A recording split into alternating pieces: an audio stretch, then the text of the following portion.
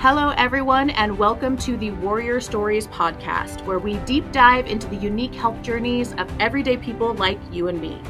Health is often taken for granted, but it is not the default setting for so many of us.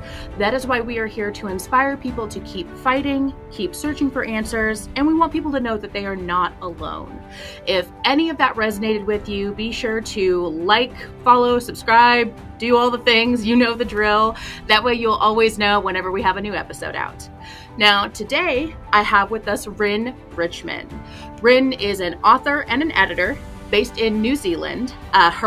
Their work has appeared in several anthologies, and they also have a new anthology that they're going to tell us about at the very end, so make sure you stick around until the very end. And they've also been published in several online journals as well. So we're very, very lucky to have Ryn with us today. Thank you, Ryn. How are you? I'm doing well. How are you? I'm doing good. I'm really pumped to have you with us. I won't go into it too much just because I know that not everybody is here for this. But so you're in New Zealand, which the company that, and we talked about this a little bit a second ago, Haka Life Nutrition, the company that is they own the podcast. They're the creators, the fuelers of it. A lot of that culture, the Haka, is all about New Zealand and like a lot of the culture and stuff that goes on there. So when I connected with you, I was like, oh, they're my people. This is great. I'm happy to be here. I'm excited for you to be here. So on the podcast, and I've been talking to you about this for a very, very long time. We deep dive into people's health journeys, and you've told me a little bit about what you deal with on a daily basis and kind of how things started. But I would really, really love to share your story with our audience. So can you tell us a little bit about what you deal with and when it started? If you need to just start from the beginning, that's totally fine. Sure. So I have diagnoses of fibromyalgia, polycystic ovarian syndrome, related issues of eczema, hypothyroidism, and more recently, endometriosis. It's like you just took a checklist and just ticked them all off. And I have to actually go through the checklist in my head and go, did I check everything off? Okay, got it. Yeah. So I started with fibromyalgia symptoms probably about 16 or 17. And at the time I was a jock and doing sports year round. And, I was a swimmer. I played soccer. I did basketball, and I was just doing everything. And then started getting sick and noticing I couldn't do things and everything hurt and was tired.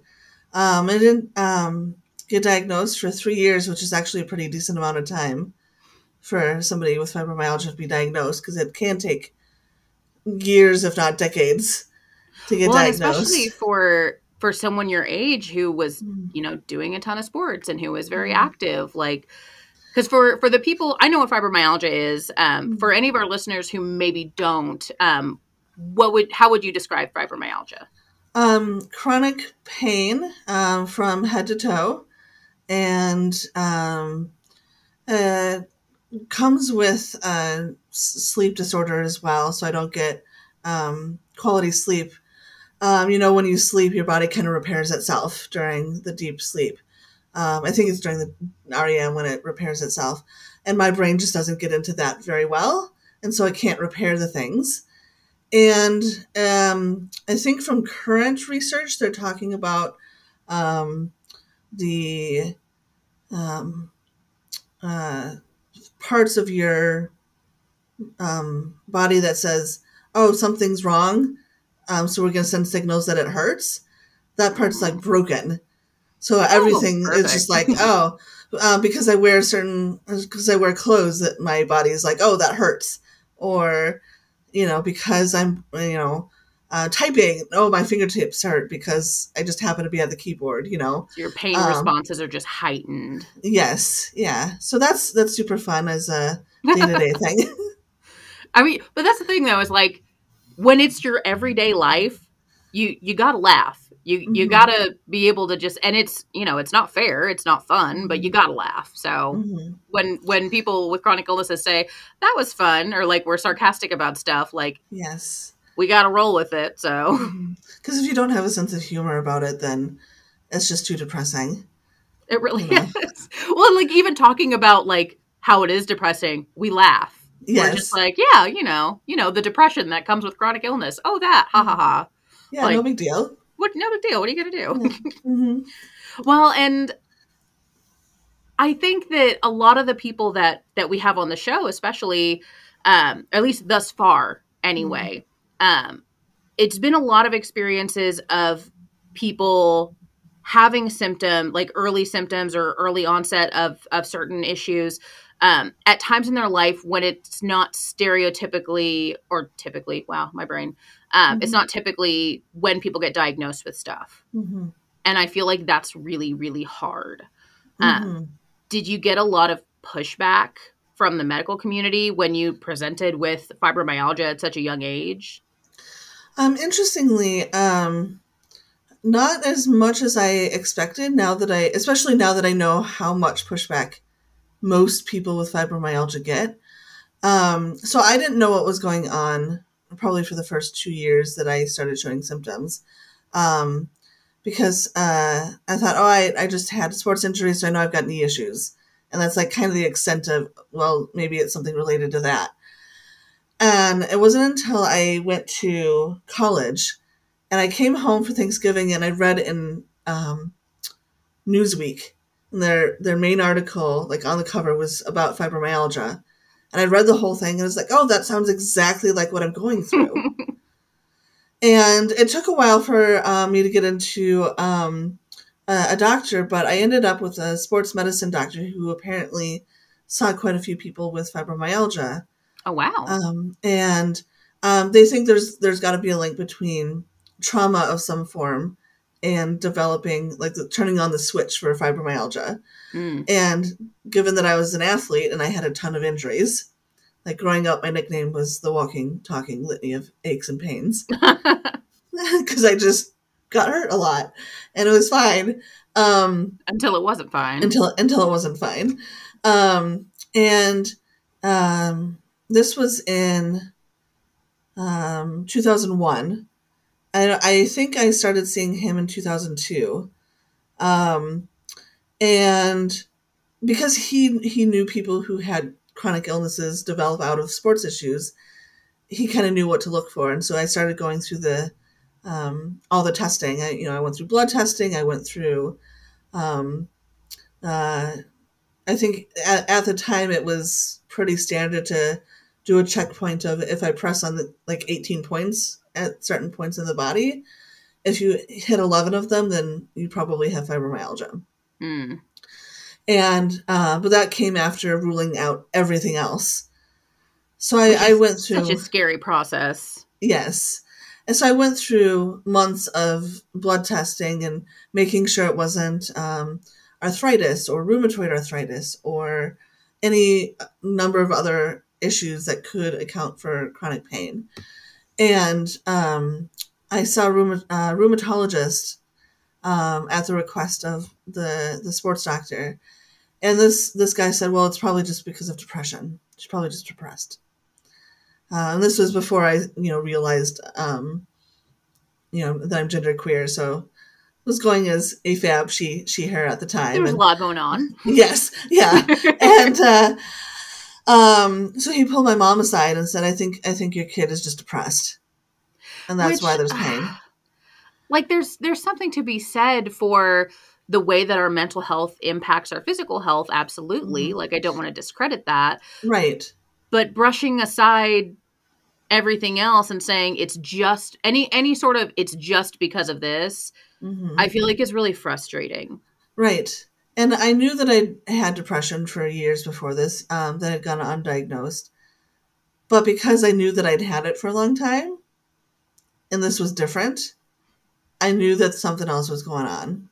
Yeah. I never went back to that rheumatologist. I mean, good for you though, because And, and again, I don't want to like dog on any medical professional because everybody is doing what they can in their lane. Right. But health is so multifaceted.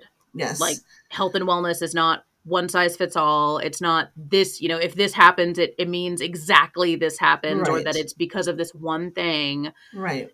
It's so many things. Absolutely. So I thankfully found a different rheumatologist who's like, yeah, this is fine. And, we can help you.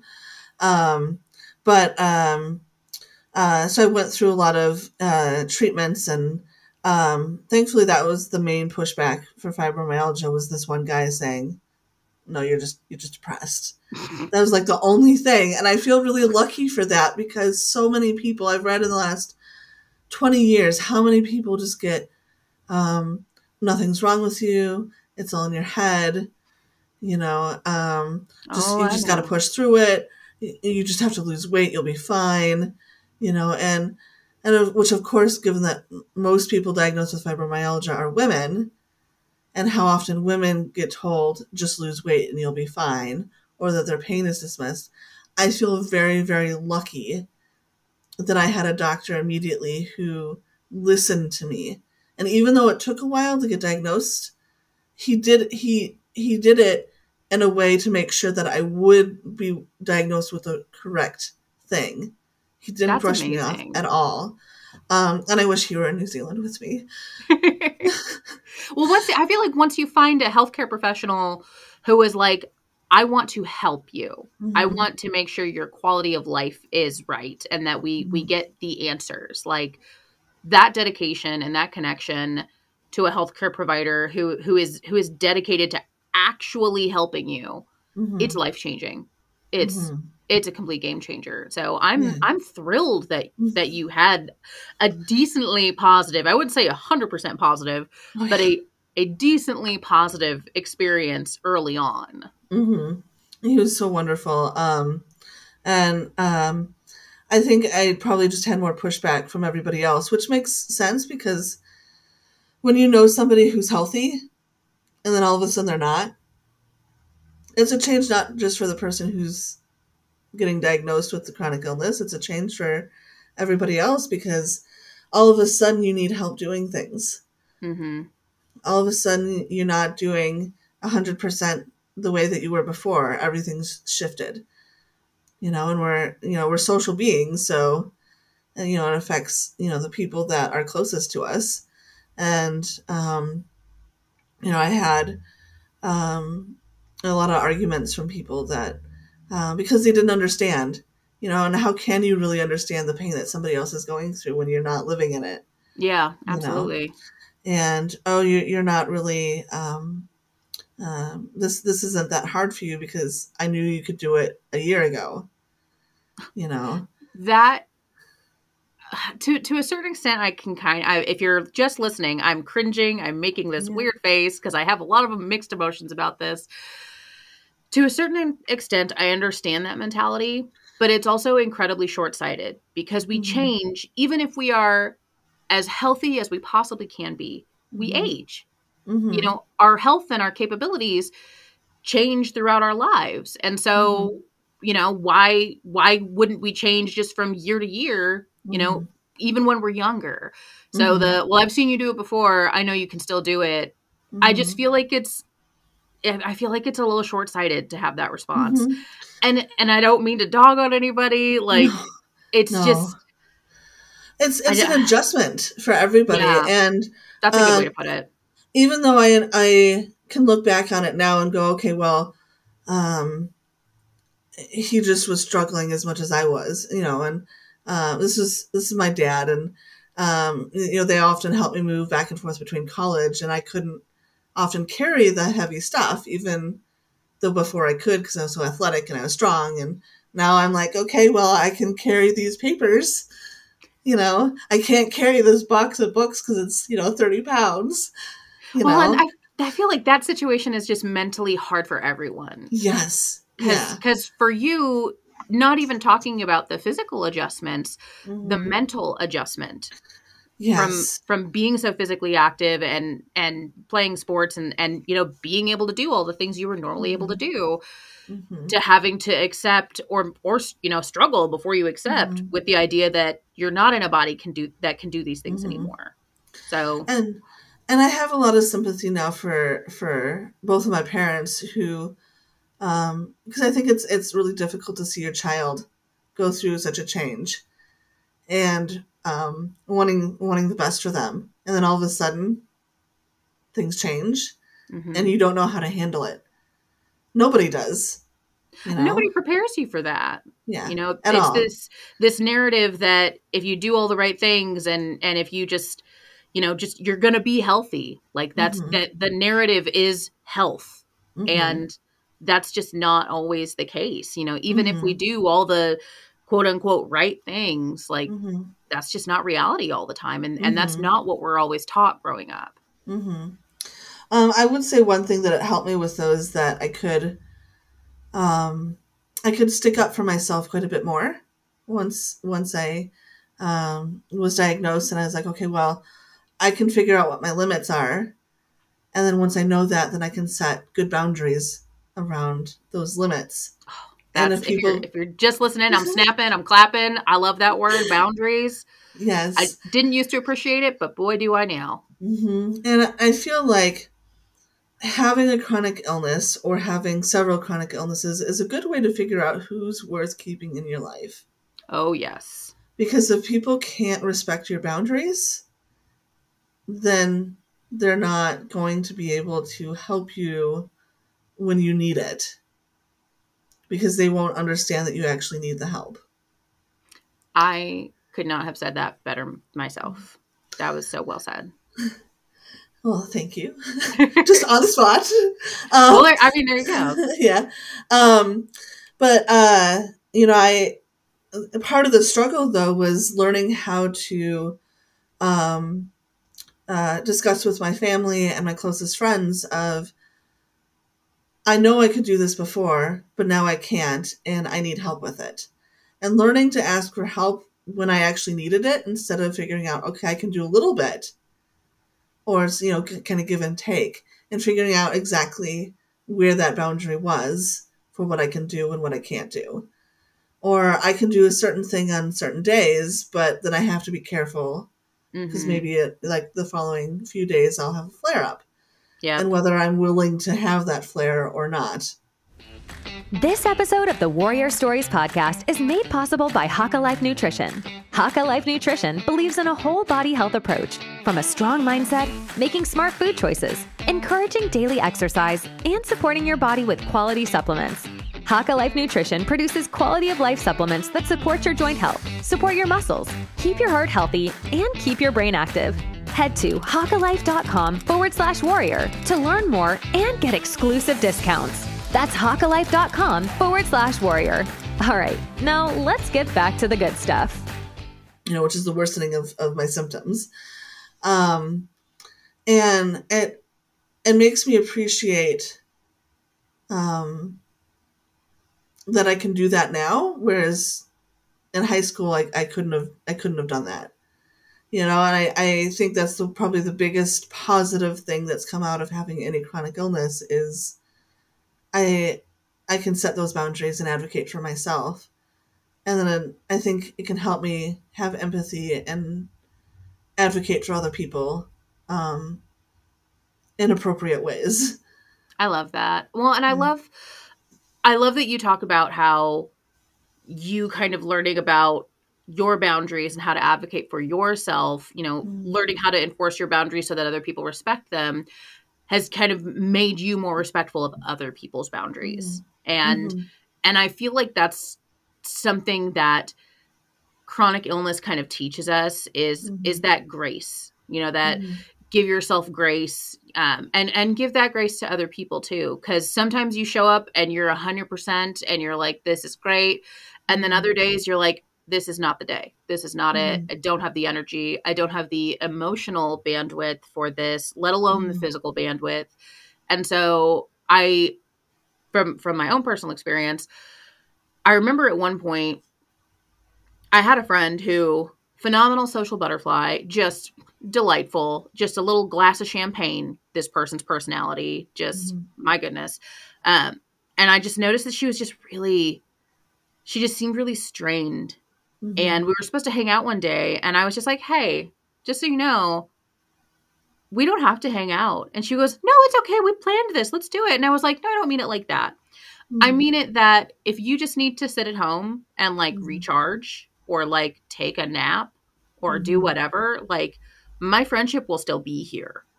And they were blown away. They were just like, I didn't know friends did that. I didn't know that was an option. And I was just like, oh yeah. Like, remember all those times when I was like, hey, I don't have the energy today. I'm really hurting today. Can we reschedule? I can do that for you too. Like we can give each other this space to just exist. And it's, I don't feel like, and maybe I just don't see the full picture. But I feel like a lot of my acquaintances who don't have chronic illnesses and who don't have experience with friends or family with chronic illnesses, they're all kind of shocked when other people are like, no, it's okay. Like, show up how you need to show up. I respect that. And that's what you were talking about. I was just like, that's exactly what that is. Just show up the way you can and be respectful of everybody else. I love that. And that's how we should be, just, how we should exist as people, giving grace to each other. You're speaking of a friend and how you're able to reciprocate with each other, of showing up for each other and showing grace when you need it. And I lost so many friends who just couldn't understand, and they would force hanging out when I would tell them I can't hang out, and they would still force it. And I had a best friend who basically did that, and we went out to dinner, and she said it was like taking care of a child. Excuse me. And as soon as I got home, I cut her off. I haven't spoken to her since. As heartbreaking as that is, like, it's for the better though. Yeah. Because when you are on a different path than the one that the people you have been around for a while, you go a different direction than what they're used to, and they're not really able to meet you there or even just respect that change. Like, it's just for the best sometimes. And it's heartbreaking and it's sad, but you got to have people in your life that aren't your friends conditionally. They're there whether you are hurting or not, not just on the good days. Yeah. Yeah. But then the people that you meet who do meet you there and who are, they're like, you don't have to do anything specific to be my friend or for me to care about you. Like, I'm going to care about you no matter how sick you are, no matter how bad you feel, like no matter what your mental health state is, like I'm still going to be your friend and I still like you as a person. Like that's a game changer, man. That's a friendship level up. I love it. Those people I just hold tight, and they're lifers, That was the biggest change that I had moving from Minnesota to New Zealand, is that I had developed over 15 years this group that, multiple groups that they accepted me. They knew what I could do. They knew if I said I couldn't do something, then that was that, and it was okay. And they're just so loving and supportive. And then moving to a new country and having to start all over, it's scary trying to find friends that, are they going to accept this or not? Are they gonna push back or not? And thankfully, where I'm at, I've got just this amazing group, and it was different, perspectives and different life experiences. But they're all like, okay, you've got health issues? All right. We can roll with it. They're like, cool. No big deal. We'll figure it out. Yeah. And for you, you're like, really? We'll figure it out? Okay, great. Yeah. Thanks, guys. Now I can finally feel at home. It's a new home here. Well, that's the thing is, like, you need to feel comfortable and at home with the people in your life. And exactly. I feel like when you have a chronic illness, sometimes you kind of got to vet people. And there's this, it's a balance of being like, I need to be really open and understanding and sympathetic towards other people because I want people to feel like that towards me. But it's also, I need to protect my energy. I need to have my boundaries respected. Mm-hmm. And so it's just a very intense juggling act. Mm-hmm. I feel like, at least in my experience, that might not be everyone's experience. Mm-hmm. I would say it's definitely part of my experience. Yeah. Okay. Well, because I know we've already been talking for like over 20 minutes and we haven't gotten to half the stuff, it feels like. Yes. Yeah. So you have a long list of diagnoses. I did this last episode too. Diagnoses. There we go. Yes. You have a long list. And quite a few people I know actually have, like, sometimes they have one issue and then it turns out they actually have several things going on, which made it so much harder to get a diagnosis. I don't know if that's been your experience, but what was that process like for you? So I was diagnosed with fibromyalgia and polycystic ovaries right around the same time, probably within 6 months of each other. And yeah, imagine your first couple of years in college where you're supposed to be just learning your freedom and standing on your own. And I became much more constricted and learning, okay, well, I have to adjust my whole life to chronic pain. And, I might not be able to have kids.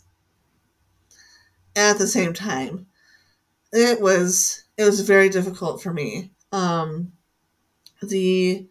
diagnosing part was fairly simple and straightforward on both fronts. My mom thoughtfully brought me to an endocrinologist, or found an endocrinologist for me to go to, because she had noticed that I'd gained weight. And that was very unusual for me at the time, particularly because not only had I been so active prior to going off to college, but the way that the campus was set up, I was doing a lot of walking.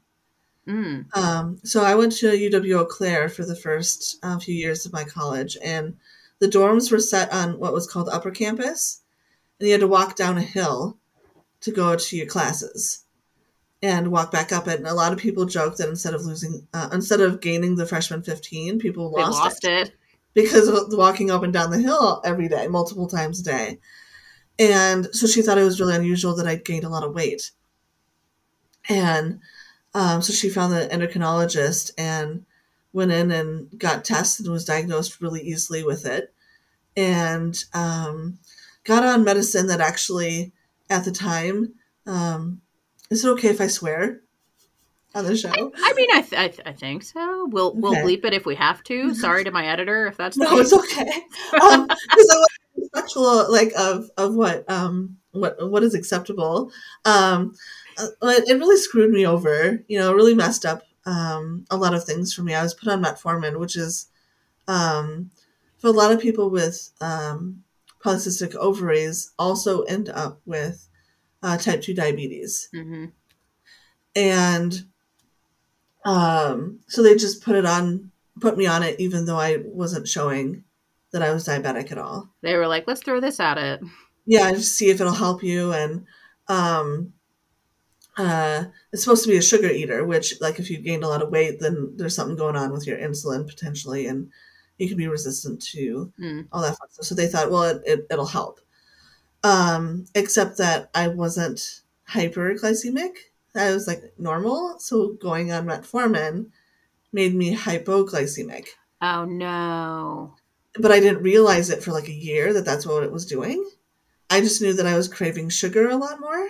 So not the best thing for fibromyalgia, because sugar leads inflammatory pain. Yes. Yep. And that took me a while to figure out. I just knew that my fibromyalgia symptoms were getting worse, and I didn't know why.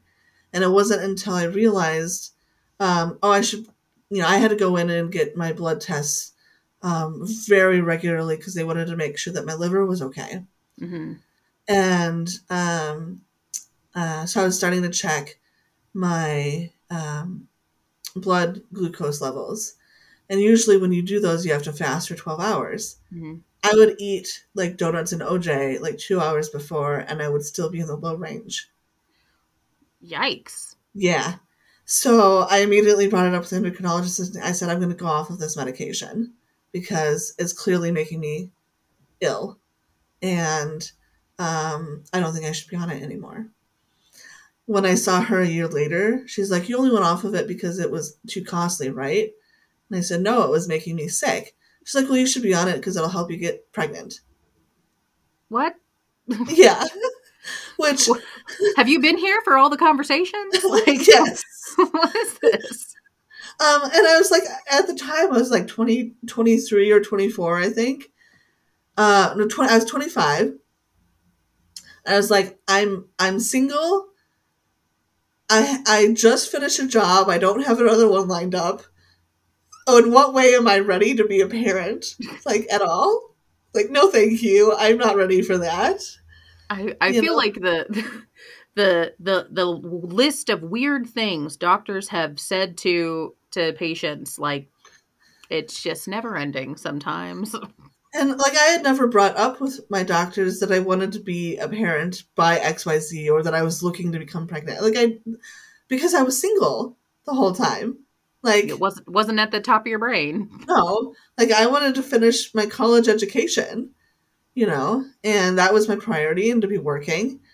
And then if I happened to be in a relationship, then that would be something to discuss, but not like before then. No, thank you. It's so strange to me that you were trying to solve other health issues. Yes, like not become pregnant. Yeah, it seemed like such a weird pivot, but yes. But whatever. Wish them the best. Yeah, yep.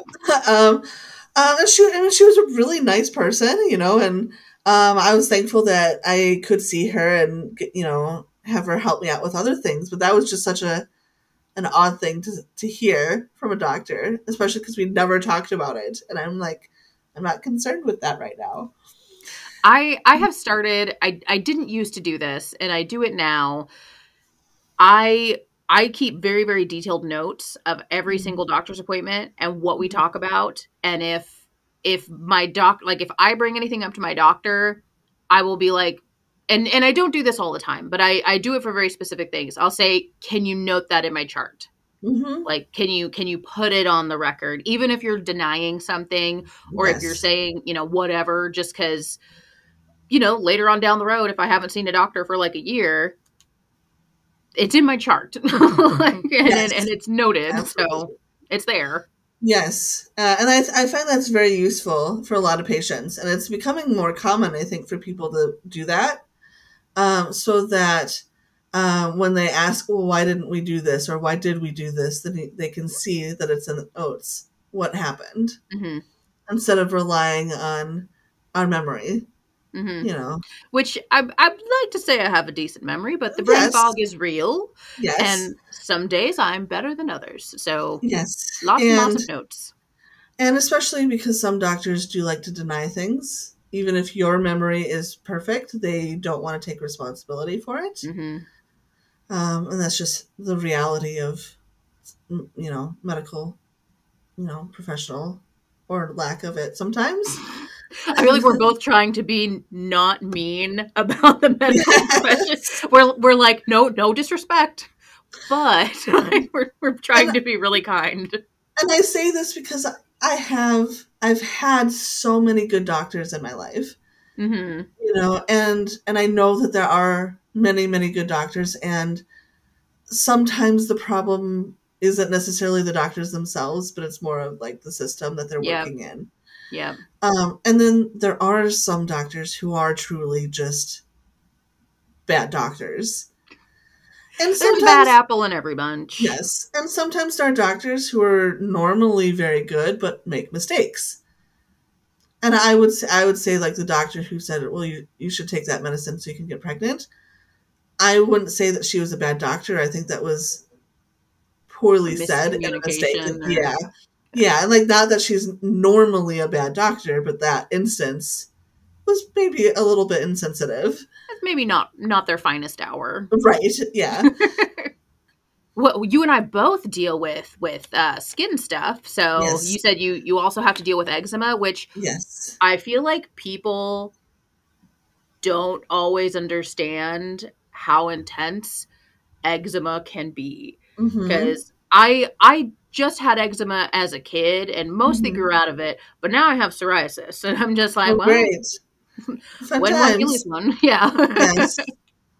So with that was also a pretty easy diagnosis, but I don't really enjoy dealing with it. So mostly for me, it shows up on my hands Mhm. and my face and my scalp.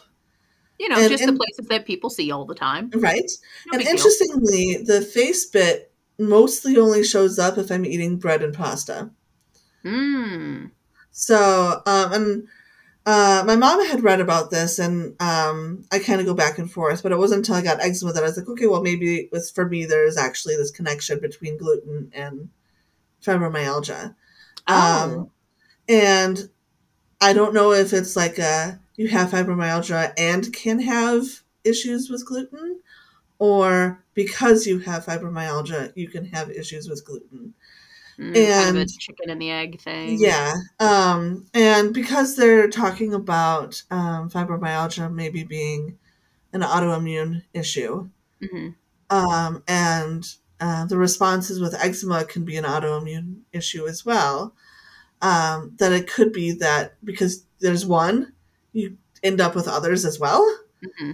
You know, so if I don't eat gluten, then my face is fine.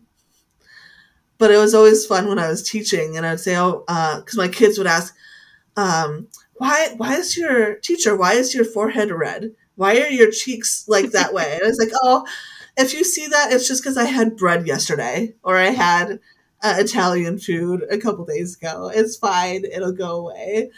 They're like, oh, okay. And sometimes then they'll come up to me and, oh, I noticed you had a sandwich today because of how my face looked. You're like, yeah.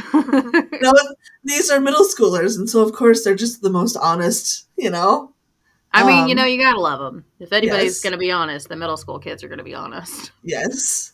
But with my hands and scalp, that's pretty much just, I have it and it's going to be there. The interesting and fun thing that I've dealt with for this, that the medicine that I use for my scalp helps my hands because I have to apply it. So I'm all good with it. And I use the shampoo to help with it, and it's been great. But I didn't realize this until I went in and started shaving my head. When I moved to Wellington, it can get a bit humid, in New Zealand. And I was used to it, with the humidity in Minnesota, but this is like, I'm just tired of it.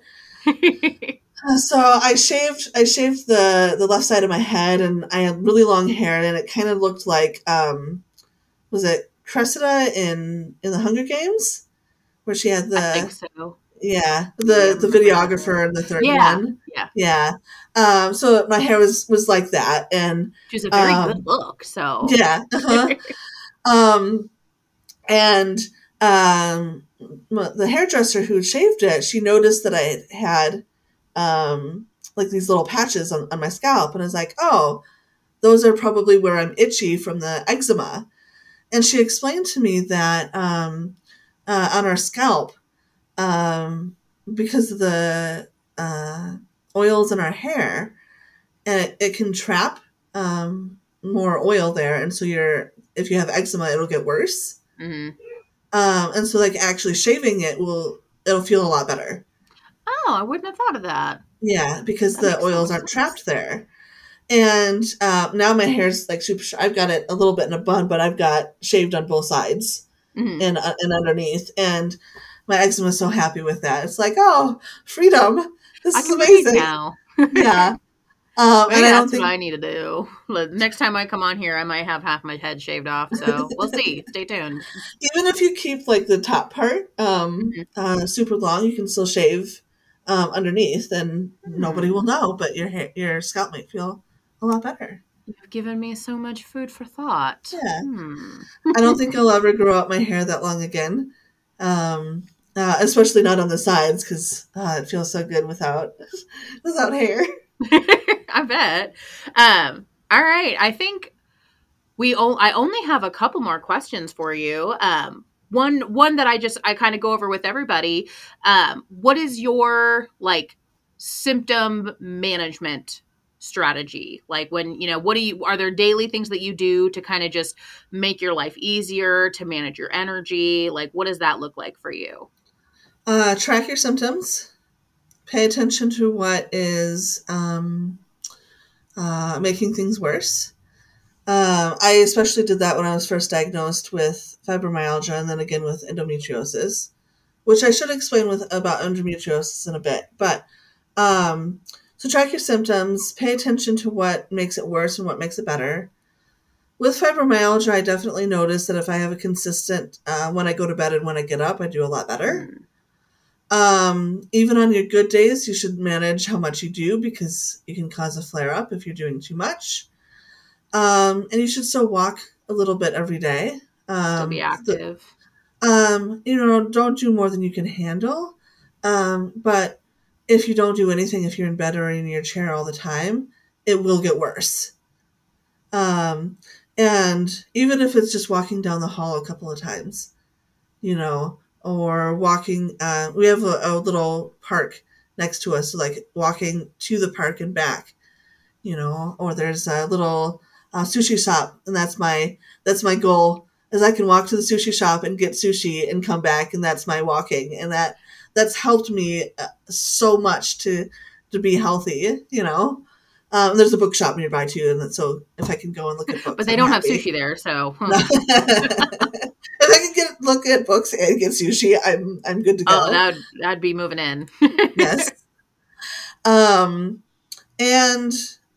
make sure that the people around you just are the right kind of people. You don't have I like that that's part of your symptom management. Like, I think, I think that should be for everyone. It doesn't matter if you have a chronic illness. If you have symptoms, quote unquote symptoms of unhappiness or frustration with the people around you, do a little management. Do it, make sure you got good people around you. I think that goes for everybody. Yes. I'm very fortunate that I have a husband who understands, that he doesn't deal with chronic pain at all, but he's so sympathetic to it. That's wonderful. If he understands if I'm grouchy because I'm in pain, that I'm grouchy because I'm in pain, not because I'm angry with him. Mm-hmm. And he understands, you're having a bad day because it's rainy, and let me help you out a little bit extra. And he's so sweet. He's so good. And that's what I wish for anybody who wants a long-term relationship, is that you find somebody as supportive and helpful as my husband is. Oh, I want that for everyone. Mm-hmm. Anybody who wants a relationship, that's what I wish for. Or, whatever style of relationship they're looking for, just hope that it's that. Yes, exactly. Also, I would say be educated. Ooh, big one. Yep. Yes. Part of that was for me, the diet change helped a lot, but also with endometriosis, because I wasn't educated about it. It took me forever to get diagnosed. Not a lot of people are. Yeah. There's somebody that I'm slowly talking to them about potentially coming onto the podcast that they deal with really intense endometriosis. Mm-hmm. So I'm very curious to hear what your experience with that has been like, because it's different from everybody who has it. Every case is different. So because I knew nothing about endometriosis, I didn't get diagnosed until I moved here. And I spent years and years trying, I would go to urgent care and be like, what's wrong with me? And they wouldn't figure it out. And I think part of it is with urgent care, they're just looking at the symptoms you have. They're not looking at your lung, because they're not meant to look at everything and diagnose everything. They're just looking at, you've got XYZ symptoms going on right now. Let's figure out what it is. And it is it or it isn't it.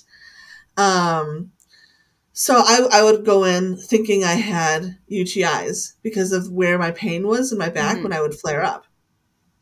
But I didn't have like any other symptom except pain nearish my kidneys, and I would feel feverish or nauseous.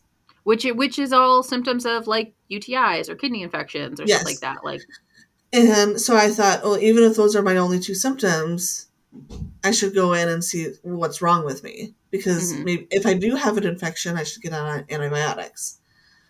And it was never that. And so I noticed that I was consistently going into that, and it was never an infection. So I brought it up to my doctor, who thought, well, maybe it's diverticulitis, which I have a family history of, so it made sense. And I was like, well, I don't think it's that, because of discussions with my mom and my uncle. Like, I don't experience things. It's not right after the foods that they eat. They eat, the stuff with the seeds in it, and they have issues. I don't have the same experience. So I know it's not that. And it didn't even occur to me to bring it up to my OBGYN, because I didn't connect it to a gynecological issue. Yeah. At all. So it didn't occur to me to even bring it up to her. And then when I moved to New Zealand, I had the same symptoms about 3 months after I moved here, and I went in and they admitted me to the hospital for like 3 days, or 2 days maybe, they could figure out what was going on. Well, that much effort, my gosh, you must not be in the US. And I was so thankful because I was married to a citizen. I came in on a visa that allowed me to be here for 2 years or longer. And then I switched to a residency. So I had access to the healthcare. So I didn't have to pay for the hospital stay. Oh, man. That shouldn't sound so wonderful, but like, I crave that experience like people crave chocolate. I'm like, affordable healthcare. So nice. That would be so lovely. And it was great because they went through a whole bunch of things, and they're like, okay, well, we think it's endometriosis, and we've got a specialist here who that's his specialty for his surgery, is removing endometriosis. Wow.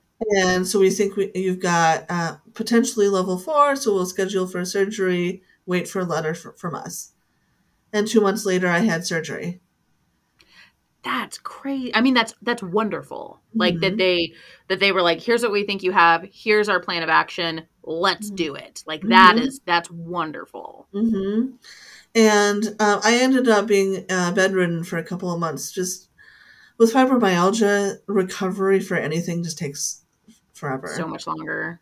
And then with surgery, abdominal surgery, I kind of expected that, like, because I also had surgery to remove a gallbladder, that it would be similar to that I could be up and about after maybe a couple of weeks. But it took me months to really recover from it. And maybe it was, different time in my life. I'm not sure what the issue was, but it took me forever to really recover from it. And now I feel like I'm actually getting back on track with, it's been a few years, but I actually know what to look for in my symptoms and how I can, I'm not actually, infected with anything. It's just my reproductive system is going berserk right now. I feel so bad because you and me both know what a lot of this stuff is, but for any of our listeners who don't know, and your experience is going to be so much more thorough than mine because I do not have endometriosis. So please correct me if I'm wrong. Endometriosis involves is it the lining of the uterus that just grows wherever it feels like it? Yeah, that's what they think is probably is going on, and it can cause other organs to like stick together. Which is very bad. Yes, so a lot of people with a lot of people with endometriosis end up finding it difficult to become pregnant because like their fallopian tubes might get stuck to the uterus, and so like it can't actually work the way that it should, or like for some people it can grow enough that they'll find it on the colon. And so people will have colon issues. It can grow. So like, if you have stage 4, most people will have like widespread in their, like you'll find it all over your abdomen. Your organs will probably be all sticking together. And it can cause dysfunction in quite a lot of areas. This episode of the Warrior Stories podcast is made possible by Haka Life Nutrition. Haka Life Nutrition believes in a whole body health approach, from a strong mindset, making smart food choices, encouraging daily exercise, and supporting your body with quality supplements. Haka Life Nutrition produces quality of life supplements that support your joint health, support your muscles, keep your heart healthy, and keep your brain active. Head to hakalife.com/warrior to learn more and get exclusive discounts. That's hakalife.com/warrior. All right, now let's get back to the good stuff. And they used to think that it was blood flowing back into the uterus, but now they know that that's just an outdated understanding of what it is, and it's likely that the lining of the uterus is growing elsewhere. But if you have a hysterectomy, it can still grow. Yeah, so a like hysterectomy isn't necessarily the treatment, because it'll still grow for some reason. And it was, I know so many women who were told, if you get a hysterectomy, your endometriosis will go away.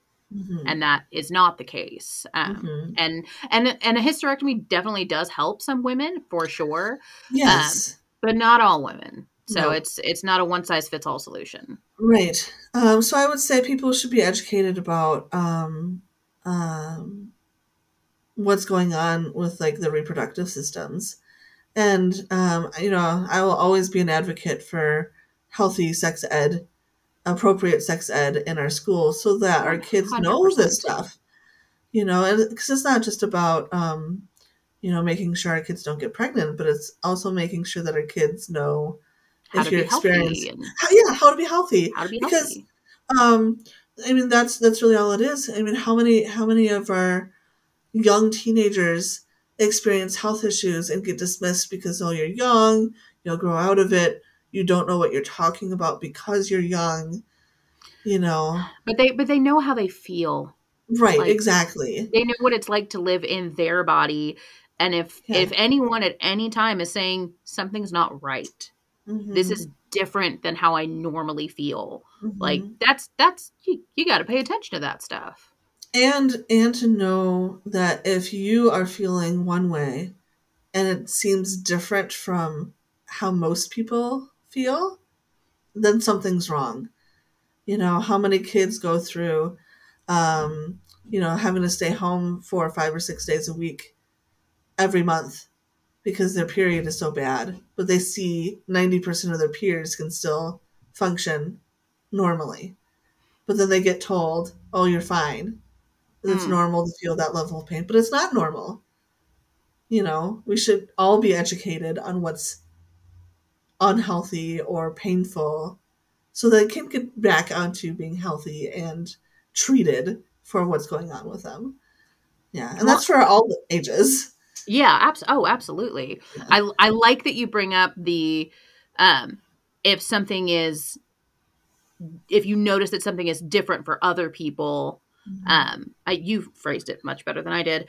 But it made me think though about all the people that I know who have had symptoms of something for so long that just becomes their normal lived experience. And then they go to a doctor, they talk to somebody else, and they're just like, oh, you experienced this? And they're just like, yeah, that's normal for me. And then the other person is like, that's not normal. Like that's, you don't deserve to live in that kind of pain, or you should have, this kind of functionality. Like when we brush stuff aside for so long that they're just like, no, this is my experience. I'm supposed to be in this much pain. Like that's scary. Yeah. And there's this joke among, chronic illness, groups where you go into the doctor and, they ask you, to rate your pain, and you're like, well, it's like this on a normal day. And they say, well, normally it should be a 0.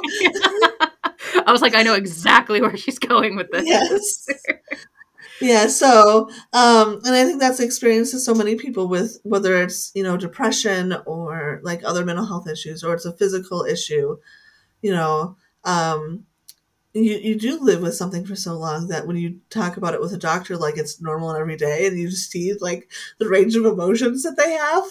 I was like, that's not normal. That's not okay. Oh, I guess maybe it's not.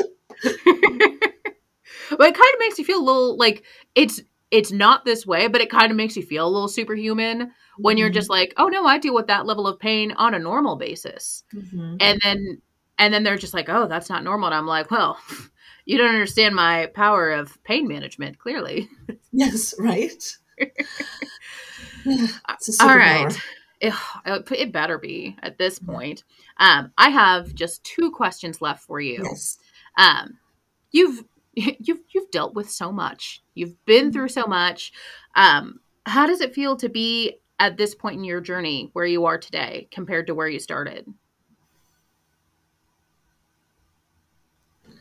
How does it feel? Well, I feel like, I've lived half my life being, air quote, disabled. I laugh because I know how that feels. Yes. Not because I'm making fun of you. Yes. And I'll laugh about it too. It's every day for me now. Like, I know that I should avoid certain foods. I know that I should avoid certain tasks. I know that other things make me feel good. I know I have to advocate with certain situations. It feels normal now, even though I know it's not like everybody normal. It's a me normal. And the fact that it's a me normal actually is probably pretty good. Because I know people who like spend years without a diagnosis, and they spend years fighting for, getting treatment. And I would say 80% of my experiences have been so positive and easy. Like, other than not getting diagnosed with endometriosis right away, that was more a lack of education on my part, that I didn't know who to talk to about it. And, but everything else has been so easy for me. And I know that it's not easy for everybody.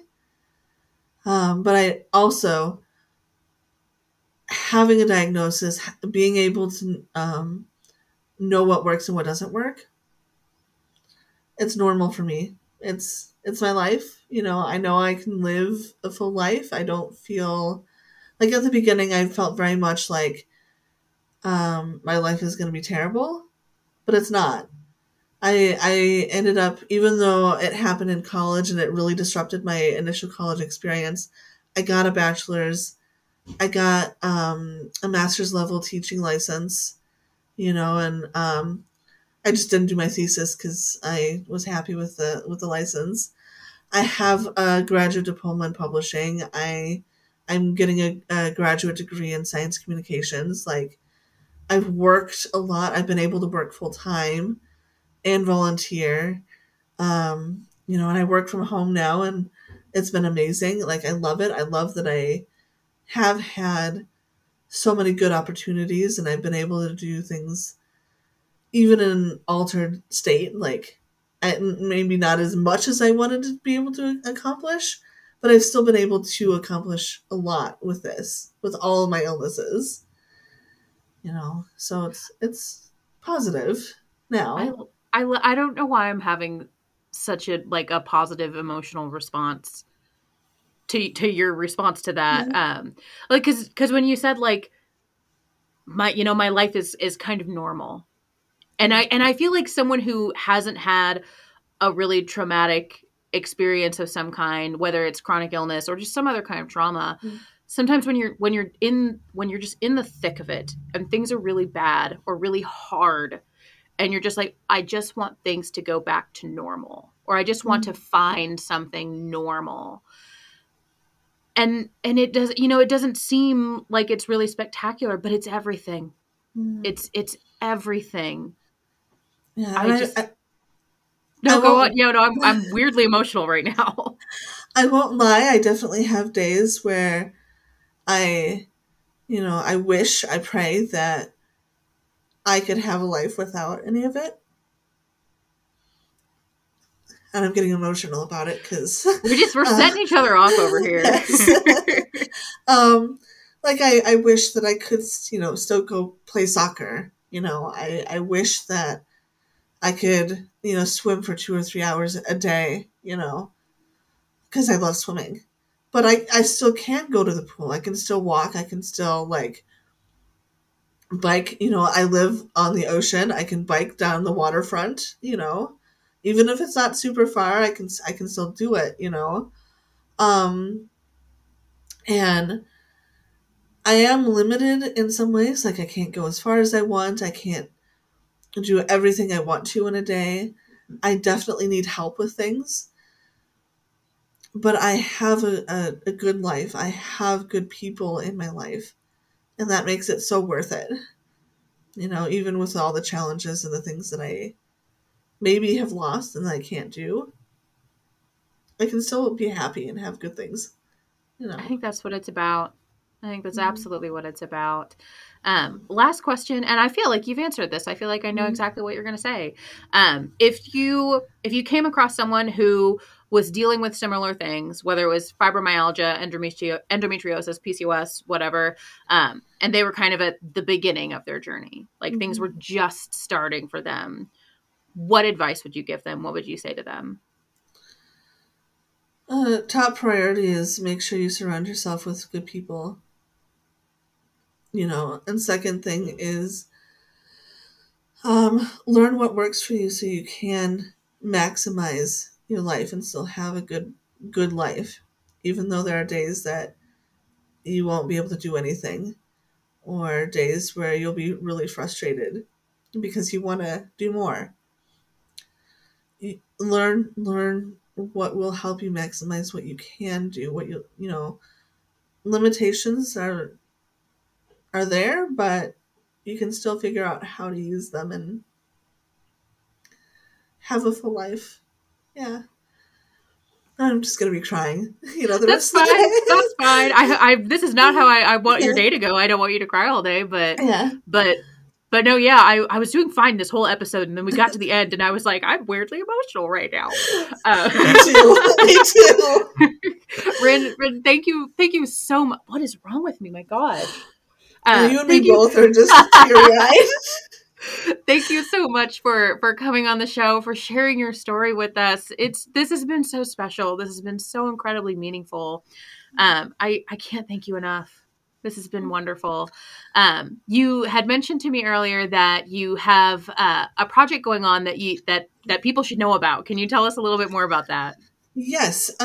So this year, since I work in publishing, somebody that I am associated within the publishing world in New Zealand started collecting stories that they wanted to have sort of a D&D-esque feel to it. Yes. That is so cool.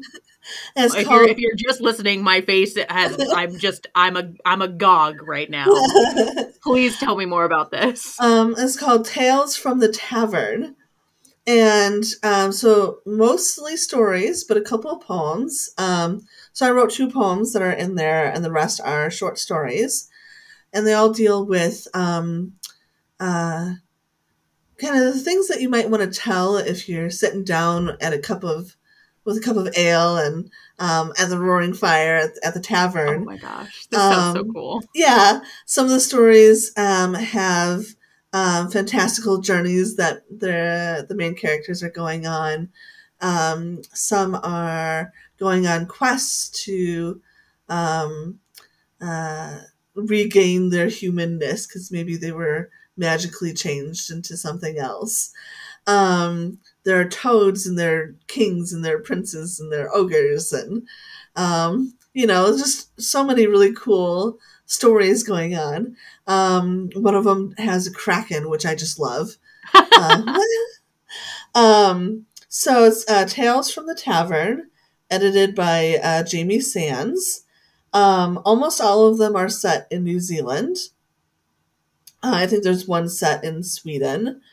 If you're an ebook reader, you can find it through Books to Read. That's the numeral 2, like if you're using your numeric pad, books2read.com/Tavern Tales. You can also find it on Amazon. And if you're in New Zealand, you can find it through PayHip, like your hip joint, payhip.com/Grey Kelpie Studio. And it's raising money for the Drug Foundation for people who've, dealt with drugs and addiction and, all sorts of health issues. That's awesome. So, yeah. That's wonderful. Well, I'm still just like trying to get my eyes to quit being all misty. I think it sounded really cool before you told me that it was raising money for a really excellent cause. Yeah. So if any of our audience members are needing a little adventure in their lives, need to hear some tales around the fire, definitely go check that out. Ryn, where can people find you online? Definitely at rynrichmondwrites.com. But if you want to email me for any reason, if you've got questions, you can email me at rynrichmondwrites@gmail.com. If you've got any questions, I'm happy to help out. Yeah. So. Awesome. Thank you so much. That wraps up this episode of the Warrior Stories podcast.